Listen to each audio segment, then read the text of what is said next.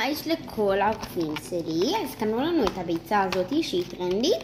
אני בחרתי. אנחנו נפתח ונראה לכם, ועכשיו אנחנו גם ניתן. אוקיי, בתוך זה יש את הביצה, מחבת, סוכריות כאלה, ורוטב, ומין סכין ומדלן.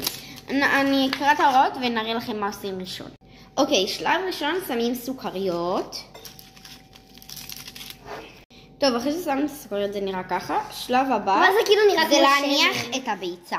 אוקיי, אנחנו עכשיו נשים את הביצה, לא לצלם לכם את זה כי זה קשה. טוב, אז אוקיי, עכשיו עכשיו אני אני שופכת. שמה את בזהירות. הביצוצית. נו, תיפלי. בדרך כלל אצל כולם זה מה... תשמעו, אומייגאד. היא מתגנת. טוב. טוב, נגמור לטגן אותה ונחזור אליכם. לא, כל הזמן. אוקיי, תשמעו את זה. זה ממש קפץ כאילו. טוב, נחכה שזה ממש יגמור ונשים את הרוטב. ונחזור אליכם. שלב הבא, רוטב. זה לא הפסיק לקפוץ, אבל בואו, אנחנו עכשיו נשים את הרוטב. שמים את הרוטב. אנחנו שמות קצת כי אנחנו לא כל כך אוהבות אותו. עכשיו שלב הטעימה. עכשיו חותכים. ואז חצי. בתי אבות. קודם שלב את הטעימה. החלבון.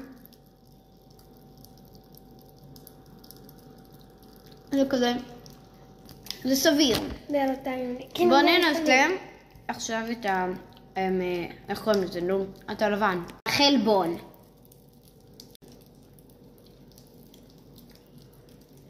וואי, הטעם של שתיהם פשוט דוחה. טוב, אז... תכף נסכם לכם ונדרג. אוקיי, מבחינת להכין את זה, להכין את זה 10 מ-10, ומבחינת הטעם 1 מתוך 10. זה היה פשוט דוחה. ביי!